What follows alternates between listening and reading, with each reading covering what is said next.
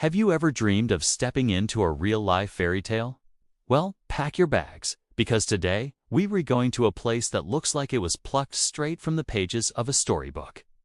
We're heading to the heart of Bavaria, Germany, to explore the one and only Neuschwanstein Castle. This isn't just any castle. It's the inspiration behind Disney's Sleeping Beauty Castle. And trust me, the reality is even more magical than you can imagine. Perched high on a rugged hill, surrounded by the majestic Bavarian Alps and overlooking the Hohenschwangau Valley, Neuschwanstein is a sight that will literally take your breath away. Just getting there is an adventure in itself. As you wind your way up the scenic path, whether you choose to hike, take a shuttle bus, or ride in a traditional horse-drawn carriage, the anticipation builds with every step.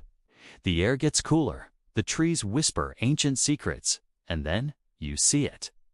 The castle's slender white towers and romantic turrets piercing the sky.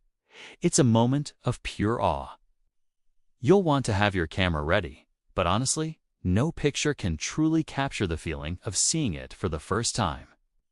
Now, let's talk about the man behind this masterpiece, King Ludwig II of Bavaria. Often called the Fairytale King or even Mad King Ludwig, he was a reclusive and eccentric monarch who used his personal fortune to bring his wildest architectural dreams to life. Neuschwanstein was his ultimate passion project, a private refuge where he could escape the pressures of court life and immerse himself in a fantasy world. Inspired by the operas of his hero, Richard Wagner. Construction began in 1869, but sadly, Ludwig never saw his vision fully completed. He only lived in the castle for a total of 172 days before his mysterious death in 1886. Just a few weeks later, the castle was opened to the public, and ever since, it has captivated millions of visitors from all over the globe. It's a bittersweet story, but it adds another layer of mystique to this incredible place. Stepping inside Neuschwanstein is like entering another world.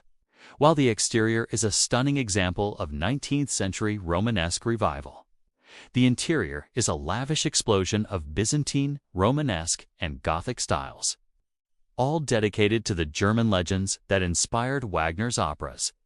Every room tells a story. You'll start your guided tour in the lower courtyard and make your way up through the castle's main sections.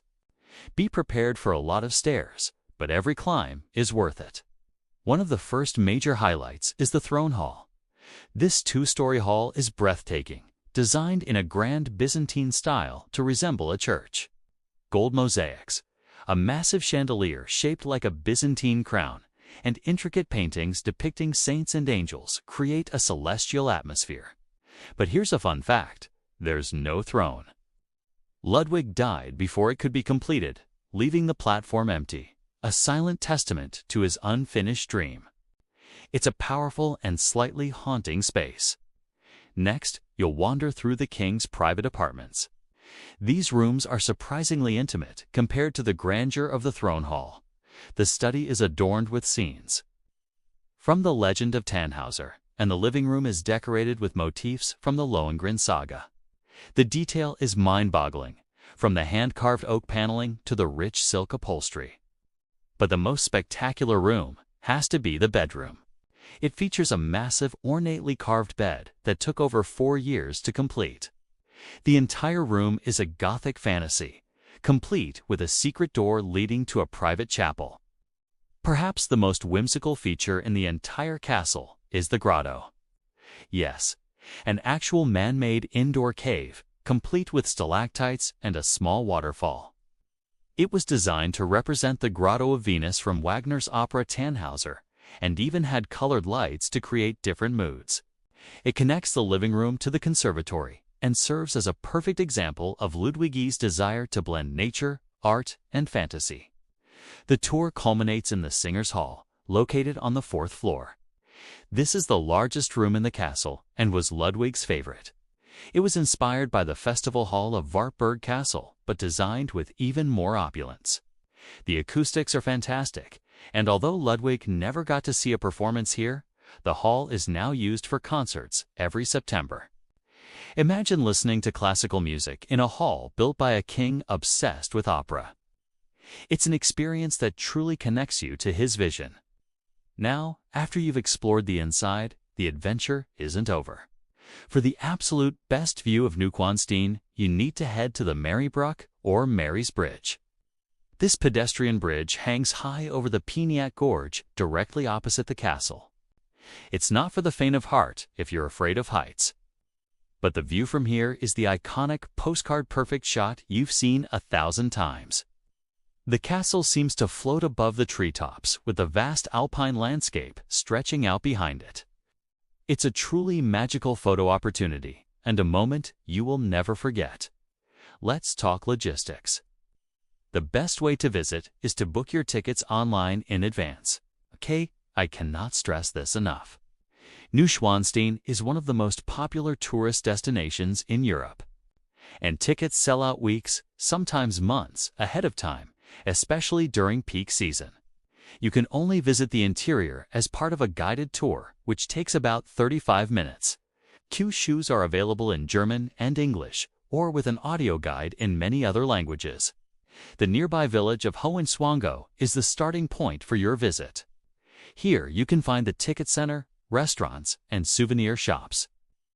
While you're in the area, don't miss out on the other attractions. Just a short walk away is Hohenschwangau Castle, Ludwig's childhood home. It's painted a warm yellow and is much more lived in and less fantastical than Neuschwanstein, but it offers a fascinating glimpse into the family life of the Bavarian royals. You can get a combination ticket to visit both castles. Also, take some time to walk around the beautiful Alpsee Lake. The crystal-clear water reflects the surrounding mountains and castles, offering even more stunning photo ops and a peaceful place to relax. The best time to visit. Honestly, every season offers a unique charm. In the summer, the lush green landscape is vibrant and alive. In the autumn, the surrounding forests explode into a symphony of red, orange, and yellow, creating a fiery backdrop for the White Castle. Winter is perhaps the most magical of all. When the castle and the mountains are dusted with snow, it truly becomes a winter wonderland, a scene straight out of a fairy tale. Just be aware that the Marybrook can be closed during icy conditions. Spring brings blooming flowers and fewer crowds than the summer months. So, is a trip to Neuschwanstein Castle worth it? 1,000 times? Yes. It's more than just a beautiful building. It's a journey into the mind of a king who dared to dream. It's a place that sparks the imagination and reminds us of the power of art, music, and nature. It's a reminder that sometimes the most beautiful things in the world are the ones born from a little bit of madness and a whole lot of passion. From the breathtaking views to the opulent interiors, every moment at Neuschwanstein feels special. It's an experience that will stay with you long after you've left. So, if you're planning a trip to Germany, make sure this fairytale castle is at the very top of your list. You won't regret it. Thanks for joining me on this virtual tour. If you enjoyed this video, don't forget to like, subscribe, and hit that notification bell so you don't miss our next adventure. Until next time, happy travels!